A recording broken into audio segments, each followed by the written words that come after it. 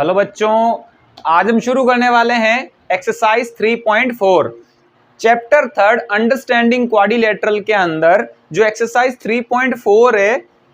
Actual में ये जो एक्सरसाइज है पूरी की पूरी थ्योरी बेस्ड एक्सरसाइज है और ये एक्सरसाइज आपसे तभी सोल्व हो पाएगी जब आपको जितने भी क्वाड्रिलेटरल्स है अपने रेक्टेंगल, स्क्वायर, पैरेललोग्राम, ट्रेपेजियम, ये रोम्बस वगैरह है, अगर आपको इनकी प्रॉपर्टी लर्न है तो आप बड़े इजी से इन क्वेश्चनों को अटेंड कर पाओगे, अदरवाइज फिर थोड़ा सा कठिन हो जाएगा। देखो फर्स्ट क्वेश्चन क्या है, स्टेट वेदर ट्रू और फॉल्स। कुछ हमें यहाँ पर स्टेटमेंट दिए गए हैं और हमें बताना है कि ये ट्रू है या फिर फॉल्स है, रीजन के साथ में हमें बताना होगा, ठीक है ना। देखो सबसे पहला स्टेटमेंट क्या है, ऑल रेक्टेंगल आर स्क्वायर। जितने भी रेक्टेंगल होते हैं, ये जितने भी रेक्टेंगल होते हैं उनको हम स्क्वायर कह सकते हैं। जितने भी रेक्टेंगल्स होते हैं उनको हम स्क्वायर कह सकते हैं, स्क्वायर बोला जा सकता है। तो देखो इसकी सिंपल सी बात है, जैसे इसमें क्या पूछ रहा है कि सारे रेक्टेंगल्स को मैं स्क्वायर कह सकता हूं, तो जितनी भी स्क्वायर की प्रॉपर्टी है वो रेक्टेंगल की प्रॉपर्टी में होनी चाहिए। स्क्वायर में चारों साइड इक्वल होती है, रेक्टेंगल में चारों साइड इक्वल थोड़ी होती है। इस वजह से हम क्या है कि रेक्टेंगल को हम स्क्वायर नहीं बोल सकते हैं। तो ये जो स्टेटमेंट है ये आपके फॉल्स है। रीजन मैंने यहां पर लिख दिया है, since square have all sides are equal. Square में चारों साइड इक्वल होती है और रेक्टेंगल में चारों साइड इक्वल नहीं होती है, इस वजह से ये स्टेटमेंट क्या हो गया, फॉल्स हो गया। सेकंड स्टेटमेंट में आ जाओ आप, ऑल रोम्बस आर पैरेललोग्राम।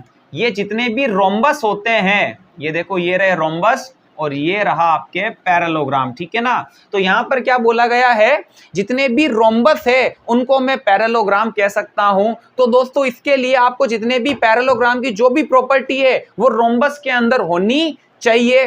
तो ये स्टेटमेंट आपके ट्रू है, जो भी पैरेललोग्राम की प्रॉपर्टी है वो रोम्बस के अंदर देखने को मिलेगी। रोम्बस क्या कहता है, मेरी ऑपोजिट साइड्स जो होती है, ऑपोजिट साइड्स इक्वल है और पैरेलल भी है। भाई हमने पैरेललोग्राम के बारे में पढ़ा है, जो ऑपोजिट साइड्स होती है वो पैरेलल होती है। पैरेलल का मतलब अगर इनको आगे इंक्रीज करते हो तो ये इंटरसेक्ट नहीं होती है और इक्वल भी होती है। तो रोम्बस कहेगा भाई मेरी भी ऑपोजिट साइड्स पैरेलल है, इक्वल है, इनफ मेरी तो चारों ही साइड इक्वल होती है। तो यहां पर क्या लिखा गया है, मैंने ये स्टेटमेंट ट्रू है, since in rhombus opposite angles are equal and diagonals intersect at midpoint। यानी कुल मिला के जो भी पैरेललोग्राम की प्रॉपर्टी है वो आपको रोम्बस के अंदर देखने को मिलेगी। इस वजह से ये स्टेटमेंट क्या हो गया, ट्रू हो गया। इसकी ऑपोजिट साइड इक्वल होती है, इसमें भी ऑपोजिट साइड इक्वल होती है। इसमें ऑपोजिट एंगल्स इक्वल होते हैं तो इसमें भी ऑपोजिट एंगल्स क्या होते हैं, इक्वल होते हैं।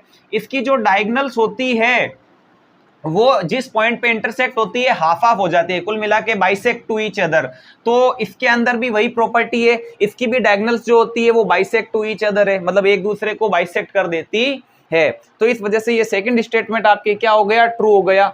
अब देखो थर्ड स्टेटमेंट क्या कहता है, ऑल स्क्वायर आर रोम्बस। ये रहा आपके स्क्वायर, ठीक है, और ये रहा आपके रोम्बस। तो जितने भी स्क्वायर हैं उनको मैं रोम्बस कह सकता हूं। तो रोम्बस की जितनी भी प्रॉपर्टी है वो स्क्वायर के अंदर देखनी चाहिए हमें। जो भी रोम्बस की प्रॉपर्टी है वो स्क्वायर के अंदर अगर होगी तो आप जितने भी स्क्वायर है उनको आप रोम्बस कह सकते हो। तो देखो रोम्बस क्या कहता है, मेरी चारों side, all sides are equal. तो स्क्वायर कहेगा मेरी भी चारों साइड इक्वल होती है। रोम्बस कहता है मेरी जो ऑपोजिट साइड्स है वो पैरेलल होती है, ये कहेगा मेरी भी ऑपोजिट साइड्स पैरेलल होती है। भाई स्क्वायर में भी तो ऑपोजिट साइड पैरेलल ही होगी। उसके अलावा ये कहेगा मेरी जो डायगोनल्स है वो जिस पॉइंट पे कटती है वहां पर बाइसेक्ट हो जाती है, हाफ हाफ हो जाती है। तो ये स्क्वायर कहेगा ये तो प्रॉपर्टी मेरे अंदर भी है, भाई मेरी भी जो डायगोनल्स होती है वो बाइसेक्ट हो जाती है। और ये कहेगा मेरी जो ऑपोजिट एंगल्स है वो इक्वल होते हैं, ये कहेंगे मेरे भी ऑपोजिट एंगल्स इक्वल होंगे, इनफ मेरे तो चारों ही एंगल 90 डिग्री के हैं तो ऑपोजिट एंगल तो इक्वल ही होने हैं। तो ये वाला स्टेटमेंट भी क्या हो गया, ट्रू हो गया। Since square have the same property of rhombus but, हाँ देखो इसके अंदर एक और बात बोली गई थी कि जितने भी स्क्वायर है उनको हम रोम्बस कह सकते हैं कि नहीं कह सकते, तो रोम्बस तो कह सकते हैं। और जितने भी स्क्वायर है क्या उनको हम रेक्टेंगल भी कह सकते हैं कि नहीं कह सकते हैं। तो देखो रेक्टेंगल की जो भी प्रॉपर्टी है वो इसके अंदर अगर होगी तो हम इसको कह सकते हैं अदरवाइज नहीं कह सकते हैं। आई बात समझ में? क्या मैं स्क्वायर को एक रेक्टेंगल बोल सकता हूं या नहीं? हमें क्या चेक करना है? हमें ये चेक करना है कि मैं स्क्वायर को रेक्टेंगल बोल सकता हूं या नहीं बोल सकता हूं। तो मैंने आपको क्या बताया, मैं फिर से रिपीट कर देता हूं कि मुझे स्क्वायर को ये चेक करना है कि मैं इसको रेक्टेंगल बोल सकता हूं कि नहीं बोल सकता हूं। तो मैंने आपको पहले भी बताया था, रेक्टेंगल की जो भी प्रॉपर्टीज है वो स्क्वायर से मैच कर रही है या नहीं। तो देखो, रेक्टेंगल के अंदर ऑपोजिट साइड्स जो होती है वो इक्वल होती है, तो स्क्वायर के अंदर भी ऑपोजिट साइड इक्वल होती है। इसमें तो चारों ही साइड इक्वल होती है। रेक्टेंगल के अंदर चारों एंगल 90 डिग्री के होते हैं, तो स्क्वायर के अंदर भी चारों एंगल 90 डिग्री के होते हैं। रेक्टेंगल के अंदर डायगोनल इक्वल होती है, स्क्वायर में भी डायगोनल इक्वल होती है। रेक्टेंगल के अंदर जो डायगोनल्स होती है वो बाइसेक्ट हो जाती है, जहां पर भी कटती है हाफ हाफ हो जाती है। तो स्क्वायर के अंदर भी जो डायगोनल्स होती है वो बाइसेक्ट हो जाती है, हाफ हाफ हो जाती है। कुल मिला के जो भी रेक्टेंगल की प्रॉपर्टी है वो स्क्वायर से मैच करती है। इस वजह से स्क्वायर को हम एक रोम्बस कह सकते हैं और स्क्वायर को हम एक रेक्टेंगल भी कह सकते हैं। मैंने यहां पर हल्का सा थोड़ा सा गलत लिख दिया था, है ना। Since square have the same property of rhombus and rectangle, यानी स्क्वायर की जो प्रॉपर्टी है वो रेक्टेंगल और स्क्वायर दोनों से मैच करती है। इस वजह से हम क्या कर सकते हैं कि रेक्टेंगल को और स्क्वायर को, स्क्वायर को हम रोम्बस भी कह सकते हैं और रेक्टेंगल भी कह सकते हैं। फिर देखो question number D, all squares are not parallelograms. जितने भी स्क्वायर्स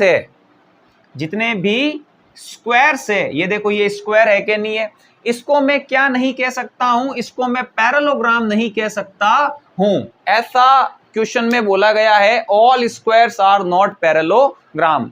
जितने भी स्क्वायर्स है हम उनको पैरेललोग्राम नहीं कह सकते हैं। तो देखो हम यहां पर चेक करेंगे कि जो भी पैरेललोग्राम की प्रॉपर्टी है वो स्क्वायर से मैच करती है या नहीं। पैरेललोग्राम के अंदर ऑपोजिट साइड्स जो होती है वो इक्वल होती है, तो इसमें भी स्क्वायर के अंदर भी जो ऑपोजिट साइड्स होती है वो इक्वल होती है। पैरेललोग्राम के अंदर ऑपोजिट साइड पैरेलल होती है, स्क्वायर में भी ऑपोजिट साइड पैरेलल होती है। इसमें ऑपोजिट एंगल्स इक्वल होते हैं, पैरेललोग्राम के अंदर ऑपोजिट एंगल इक्वल होते हैं, तो इसमें तो चारों एंगल ही 90 डिग्री के होते हैं, तो ऑपोजिट साइड तो इक्वल होंगे ही होंगे। आई बात समझ में? फिर इसमें जो डायगोनल्स होती है वो बाइसेक्ट होती है, तो स्क्वायर के अंदर भी जो डायगोनल्स होती है वो बाइसेक्ट होती है। तो हमें क्या पता चल रहा है कि भाई पैरेललोग्राम की प्रॉपर्टी तो स्क्वायर से मैच कर रही है, यानी स्क्वायर को एक पैरेललोग्राम बोलना चाहिए। बट यहां पर क्या लिखा हुआ है, all squares are not parallelogram, यानी ये स्टेटमेंट क्या लिखा हुआ है, फॉल्स है। Since all square have the same property of parallelogram, यानी पैरेललोग्राम और स्क्वायर की जो प्रॉपर्टी है वो क्या है, सेम है। इस वजह से हम स्क्वायर को पैरेललोग्राम बोल सकते हैं। बट यहां पर ये जो स्टेटमेंट लिखा हुआ है वो फॉल्स है। होप कि आपके समझ में आया होगा। आप इन चारों स्टेटमेंट और इनके आंसर को नोट करो। दो स्टेटमेंट हमारे और है वो हम सॉल्व करते हैं। नेक्स्ट 4 है दोस्तों आपके EFGH। देखो स्टेटमेंट ई क्या कहता है, ऑल काइट्स आर रोम्बस। जितनी भी काइट्स है, एक बार मैं आपको काइट का फिगर बताता हूं।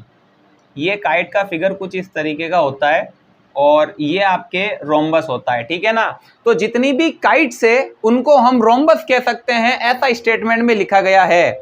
ये जो जितनी भी काइट्स होती है उनको हम क्या बोल सकते हैं, रोम्बस बोल सकते हैं। तो देखो जो भी रोम्बस की प्रॉपर्टी है वो काइट से मैच होनी चाहिए, ठीक है।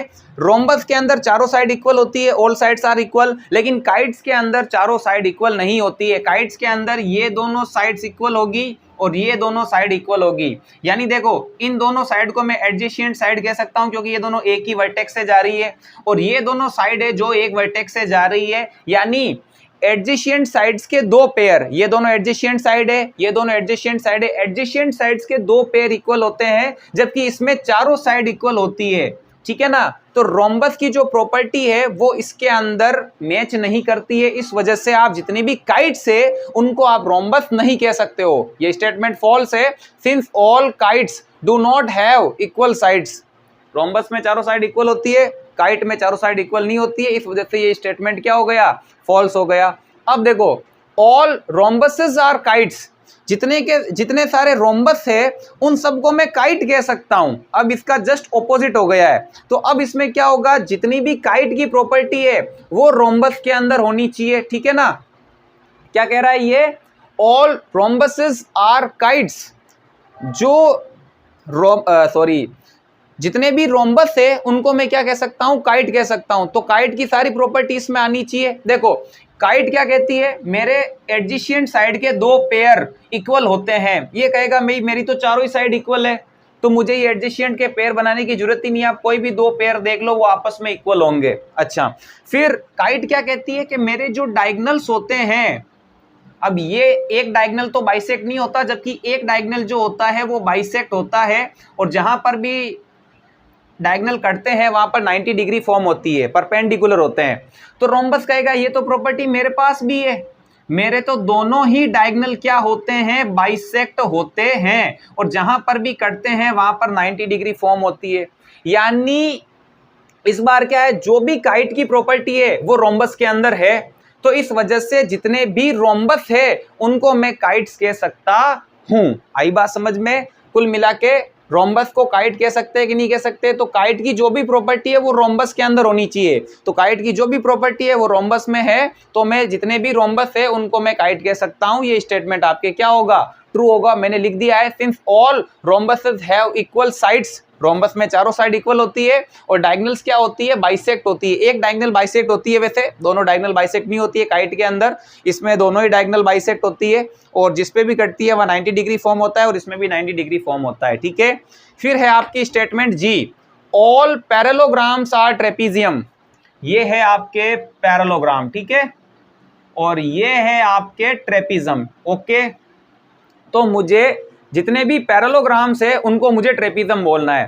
तो ट्रेपीजम की जो भी प्रॉपर्टी है वो पैरेललोग्राम में होनी चाहिए। अब ट्रेपीजम में तो एक ही प्रॉपर्टी होती है, देखो क्या होती है, ये दोनों ऑपोजिट साइड है और ये दोनों ऑपोजिट साइड है। कुल मिला के ऑपोजिट साइड के दो पेयर बनते हैं, जिनमें से एक पेयर पैरेलल होता है। कुल मिला के ट्रेपीजम के अंदर दो साइड पैरेलल होती है। तो ये कहेगा बिल्कुल मेरे अंदर भी दो साइड पैरेलल होती है, तो इसको मैं पैरेललोग्राम को ट्रेपीजम कह सकता हूं। तो ऑल पैरेललोग्राम्स आर ट्रेपीजम, बिल्कुल ट्रेपीजम की जो भी प्रॉपर्टी है वो पैरेललोग्राम के अंदर है, तो मैं पैरेललोग्राम को ट्रेपीजम कह सकता हूं। True, since trapezium has only two parallel sides, और वो पैरेललोग्राम में भी होती है। All squares are trapeziums. अब क्या बोला गया है, ऑल स्क्वायर्स आर ट्रेपीजम। जितने भी स्क्वायर्स है उनको मैं ट्रेपीजम कह सकता हूं या नहीं। तो देखो ट्रेपीजम की जो भी प्रॉपर्टी है वो स्क्वायर में भी होनी चाहिए और स्क्वायर में भी होती है। इसमें दो साइड पैरेलल होती है, इसमें भी दो साइड पैरेलल होती है, तो आप स्क्वायर को भी ट्रेपीजम कह सकते हो। तो ये भी स्टेटमेंट आपके ट्रू होगा। इसमें दो साइड पैरेलल होती है, स्क्वायर में भी दो साइड क्या होती है, पैरेलल होती है। तो इसी के साथ दोस्तों आपके जो क्वेश्चन नंबर फर्स्ट है वो कंप्लीट होता है। आप इसको नोट कीजिए, होप कि आपको समझ में आया होगा। नेक्स्ट वीडियो में हम मिलेंगे क्वेश्चन नंबर सेकंड के साथ। तब तक के लिए थैंक यू फॉर वॉचिंग।